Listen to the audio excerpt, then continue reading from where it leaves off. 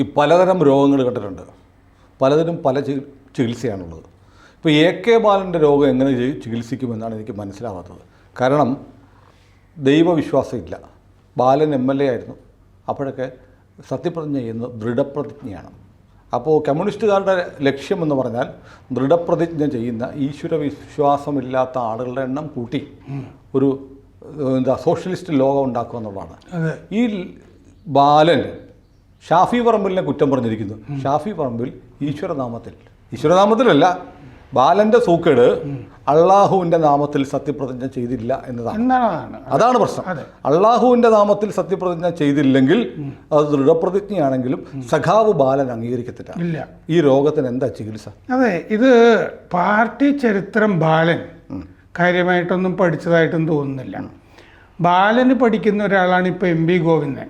MP ഗോവിന്ദനും പറഞ്ഞിരിക്കുന്നത് സഖാക്കളൊക്കെ പോയി അമ്പലങ്ങളിലൊക്കെ ഇടപെടണം, നമ്മൾ വിശ്വാസത്തിൻ്റെ കൂടെ നിൽക്കണം. പാർട്ടി 2006 ഇങ്ങനെയൊന്നുമല്ലായിരുന്നു. ദൈവനാമത്തിൽ 2 പേര് സത്യപ്രതിജ്ഞ ചെയ്തു വന്നു. MM മോനായി, ഐഷ പോറ്റി. കുന്നത്തുനാട് PP തങ്കച്ചനെ തോൽപ്പിച്ച് MM മോനായി. ഒറ്റത്തവണ കൊണ്ട് മതിയായി.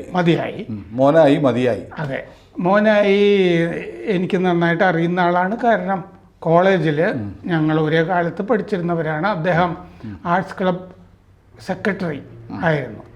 അദ്ദേഹം ഈ ഓരോരുത്തരും ഓരോ അവരുടെ ശേഷി കാണിക്കണമല്ലോ ഈ സ്ഥാനാർത്ഥിയായിരിക്കുമ്പോൾ. അദ്ദേഹം ആർട്സ് ക്ലബ്ബ് സ്ഥാനാർത്ഥിയായിരിക്കുമ്പോൾ പൊൻവെയിൽ മണിക്കച്ച അഴിഞ്ഞു വീണു എന്ന് പറഞ്ഞ പാട്ട്, ആ പാട്ട് പക്ഷെ ആ സ്പീഡ് ഇരട്ടിയായിപ്പോയി. പെട്ടെന്ന് തീർക്കണം എന്നുള്ള മട്ടിലുള്ളൊരു പാട്ട് ഞാൻ ഓർക്കുന്നുണ്ട്. ഞങ്ങൾ പിൽക്കാലത്തുമൊക്കെ സുഹൃത്തുക്കളായിരുന്നു. അപ്പോൾ അന്ന് അവർ ദൈവനാമത്തിൽ പ്രതിജ്ഞ ചെയ്തു എന്ന് പറഞ്ഞിട്ട് പാർട്ടിക്കകത്ത് വലിയ കോലാഹലമായിരുന്നു. ആ കോലാഹലത്തിന് ചില ലക്ഷ്യങ്ങളും ഉണ്ടായിരുന്നു, അജണ്ടയും ഒക്കെ ഉണ്ടായിരുന്നു. ഇവർ ഇങ്ങനെ സത്യപ്രതിജ്ഞ ചെയ്തിട്ട് 2006 നവംബർ 4, 5 തീയതികളിൽ നടന്ന സംസ്ഥാന കമ്മിറ്റിയിൽ ഇവരെ നിർത്തിപ്പൊരിച്ചു, ഇവരെ 2 പേര്. എന്നിട്ട് സംഘടനാ രേഖയിൽ ഇവരുടെ പേര് ഉൾപ്പെടുത്തി. ഒരു പാർട്ടിയുടെ രേഖയിൽ തന്നെ എല്ലായിടത്തേക്കും പോകുന്ന രേഖയിൽ ഇവർ ചെയ്തത് വൃത്തികേടാണ്, ഊളത്തരാണെന്ന് പറഞ്ഞിട്ട് എഴുതി വെച്ചു. എന്ന് പറഞ്ഞാൽ അത് ശാസനയ്ക്ക് വേണ്ടിയിട്ടാണ് ചെയ്യുന്നത്.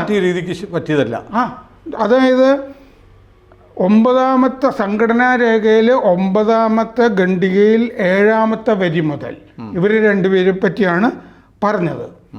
ഈ അങ്ങനെ രേഖയിൽ ഉൾപ്പെടുത്തിയത് കൊണ്ടാണ് പിന്നീട് 2 തവണ ജയിച്ചല്ലോ ഐഷ പോറ്റി. അവർക്ക് ഏതെങ്കിലും ഒരു തവണ മന്ത്രി ആകാമായിരുന്നു 2016. പക്ഷെ മന്ത്രിസ്ഥാനം അവർക്ക് കിട്ടിയില്ല, ഒരിക്കലും കിട്ടിയില്ല. ഇനി ആ പാർട്ടി കത്തിൽ ഈ ഇവരെ 2 പേരെയും പറ്റി പറഞ്ഞ ഭാഗം ഞാനൊന്ന് വായിക്കാം. അപ്പോൾ പ്രേക്ഷകർക്ക് ഒരു ഇതിൻ്റെ ഇരട്ടത്താപ്പ് അവസരവാദം മോനായിയെ പറ്റി ഉള്ള ഭാഗം. പാർട്ടി ഏരിയ കമ്മിറ്റി അംഗങ്ങളായ സഖാക്കൾ മോനായി, MM മോനായി, ഐഷ പോറ്റി എന്നിവർ MLA-മാരായി തിരഞ്ഞെടുക്കപ്പെട്ടപ്പോൾ ദൈവനാമത്തിൽ സത്യപ്രതിജ്ഞ ചെയ്തത് പാർട്ടിക്കൊക്കെ വരുത്തിവെച്ച അപമാനം ആയിരുന്നു. പാർട്ടിക്കൊക്കെ ആകെ വരുത്തിവെച്ച അപമാനമായിരുന്നു.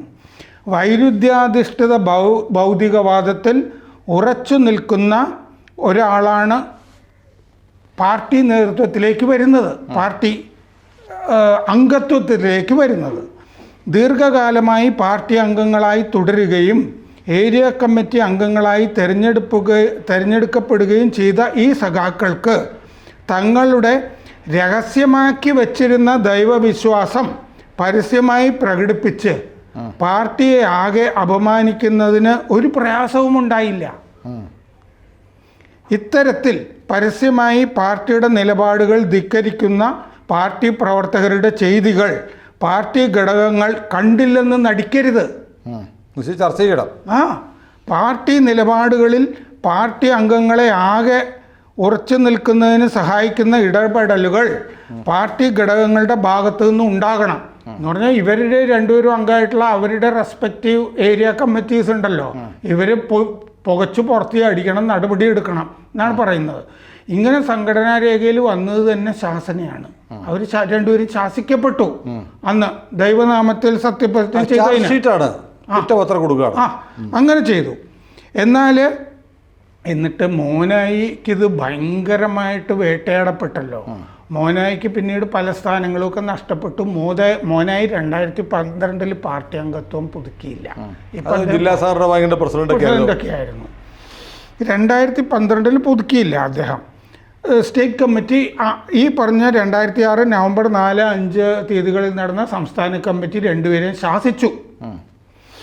പക്ഷേ 2021 ഈ കഴിഞ്ഞ നിയമസഭാ തെരഞ്ഞെടുപ്പിന് ശേഷം വീണ ജോർജ്, ദലീമ, ആന്റണി ജോൺ എന്നിവർ ദൈവനാമത്തിൽ സത്യപ്രതിജ്ഞ ചെയ്തു.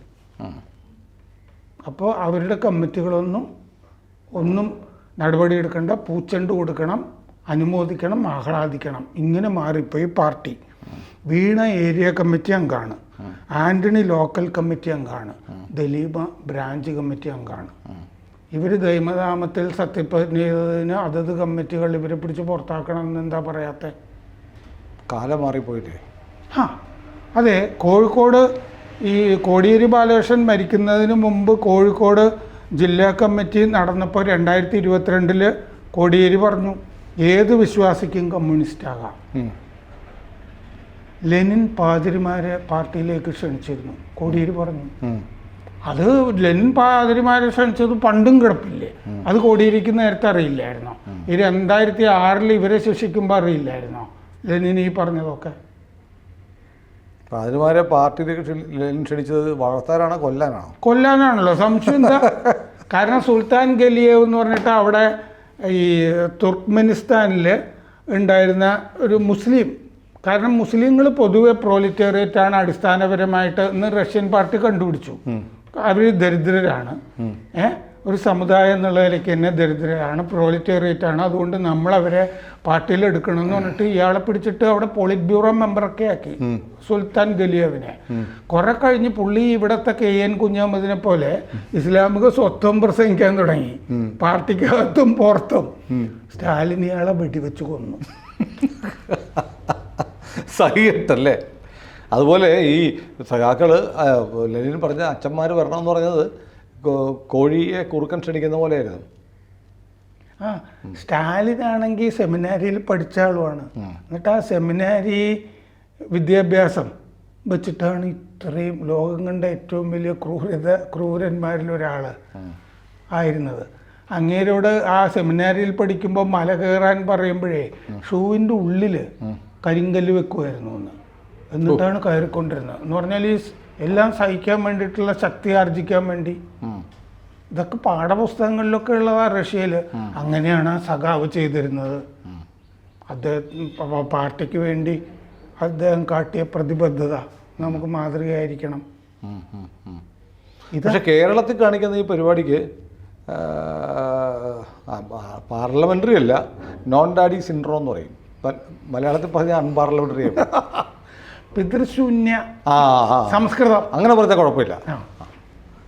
അങ്ങനെ പല തരത്തിലും കേസരി ബാലകൃഷ്ണ പിള്ളയൊക്കെ വിമർശിക്കുമ്പോഴൊക്കെ EMS ഒക്കെ എഴുതിയിട്ടുണ്ടല്ലോ, മൂടൻ എന്നൊക്കെ എഴുതിയിട്ടുണ്ട്. പിതൃശൂന്യരായ നികൃഷ്ട ജീവികൾ എന്ന് പറയാം, എന്നൊക്കെ പറയാം. അത് പാർട്ടി അംഗീകരിച്ച വാക്കുകളല്ലേ? അതെ. ഈ എന്തൊക്കെ മാത്രമല്ല, ഈ പാർട്ടിയുടെ അകത്ത് എത്ര പേര് ഈ ക്ഷേത്രങ്ങളുമായിട്ടൊക്കെ ബന്ധപ്പെട്ട്. അല്ല, ഞാനൊരു ഇവിടെ CPM-നെ അടുത്ത് നിന്ന് പ്രധാനപ്പെട്ട നേതാക്കന്മാരുടെ, ഏറ്റവും സമുന്നത നേതാക്കന്മാരുടെ സന്തത സഹചാരിയായിരുന്നു രാമേന്ദ്ര സാർ ഒരു കാലത്ത്. എന്തുകൊണ്ടായിരിക്കും പാർട്ടി അന്ന് ശാസിച്ച പാർട്ടി ഇന്ന് ശാസിക്കാതിരിക്കുന്നത്, അവരെ വാരിപ്പുണരുന്നത്, അങ്ങനെ ചെയ്തു എന്ന് പറയുന്നത്? അവരിപ്പോൾ അവരുടെ അവലോകന റിപ്പോർട്ടുകളിൽ കാണുന്നത്, കഴിഞ്ഞ ദിവസം ഒരു സിയാസത്ത് എന്ന് പറഞ്ഞൊരു ഉറുദു പത്രത്തിലും വന്നതിൻ്റെ ഇംഗ്ലീഷ് ട്രാൻസ്ലേഷൻ ഞാൻ വായിച്ചു. ഹൈദരാബാദിൽ നിന്ന് ഈ ഒവൈസിയൊക്കെ ആയിട്ട് ബന്ധമുള്ള ആളുകൾ ഇറക്കുന്ന ഉറുദു പത്രമാണെന്ന് തോന്നുന്നു സിയാസത്ത്. ആ പത്രവും മുഖപ്രസംഗം എഴുതിയിട്ടുണ്ട് കേരളത്തിനെ പറ്റി. ഇവിടെ ഇങ്ങനെ BJP വളരുന്നത് ശരിയല്ല, അവർ 11 സീറ്റുകളിൽ ഈ അനാലിസിസൊക്കെ അവർ പറഞ്ഞിട്ടുണ്ട്. അപ്പോൾ ആ പാർട്ടി ഇപ്പം അതിൻ്റെ നിലനിൽപ്പിന് ദൈവവിശ്വാസം, മതപ്രീണനം. അപ്പം ശരിക്കും BJP കേരളത്തിൽ വളരുന്നു എന്നത് തന്നെയല്ലേ ഈ മനംമാറ്റത്തിന് കാരണം? അവരെല്ലാവരും ഈ പാൻ ഇന്ത്യ നമ്മൾ മാധ്യമങ്ങളൊക്കെ എടുത്ത് നോക്കിയാൽ BJP ഇവിടെ വളരെ വളർന്നിരിക്കുന്നു എന്നാണ് അവരെഴുതുന്നത്. അത് ഇവിടുത്തെ BJP നേതാക്കൾക്ക് അറിയാമോ എന്ന് അറിഞ്ഞുകൂടാ. അതുകൊണ്ടാണ് ഞാൻ ഈ സിയാസത്തിൻ്റെത് ഇംഗ്ലീഷ് ട്രാൻസ്ലേഷൻ ഞാൻ വായിച്ചു, മുഖപ്രസംഗം, ഈ കാര്യങ്ങളൊക്കെ അതിൻ്റെ അകത്ത് പറഞ്ഞിട്ടുണ്ട്. അപ്പോൾ ആ ഉറുദു പ്രസ്സിനും, ഇന്ത്യയിലെ ഉറുദു പത്രങ്ങൾ വേറെയുണ്ട്, ഉറുദു പ്രസ്സിനും ഇവിടെ BJP വളരുന്നത് ഇഷ്ടപ്പെടുന്നില്ല. അപ്പം ഇനി ഇപ്പോൾ ഈഴവരും പോവുകയാണല്ലോ ഇതിലേക്ക്, ശബരിമല കൊണ്ട്. ശബരിമലയൊക്കെ ഈ 2006 ശേഷമാണല്ലോ ഉണ്ടാകുന്നത്. അല്ല, ഈഴവർ പോകുന്ന കാര്യം പറയുമ്പോൾ ഞാൻ പഴയ വടക്കം പാട്ട് ഓർമ്മ വരും. കൊണ്ടു നടന്നതും നീയെ ചാപ്പ, കൊണ്ടോയി കൊന്നതും നീയെ ചാപ്പ. CPM-ലെ കേരളത്തിൽ കൊണ്ടു നടന്നത് CPM ആണ്.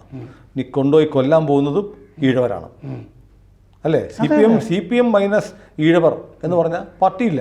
അതെ, അത് ഈ CPM വിചാരിച്ചത് എന്താന്ന് വെച്ച് കഴിഞ്ഞാൽ ഈഴവർ നമ്മുടെ കൂലിപ്പെട്ട ആളാണ്, നമ്മളിവിടെ മതപ്രീണനം നടത്തിയാലും അവര് മര്യാദയ്ക്ക് അവിടെ നമുക്ക് വോട്ട് ചെയ്തിരുന്നോളൂ എന്നാണ് കരുതിയത്. പോയി പണി നോക്കട്ടാന്ന് പറഞ്ഞു. ഞാൻ ഇന്ന് പറഞ്ഞു. അല്ല, ഒരു ചർച്ചയിൽ മുമ്പൊരിക്കൽ നമ്മുടെ ഒരു ചർച്ചയിൽ ഇങ്ങനൊരു കമൻറ്റ് വന്നിരുന്നു.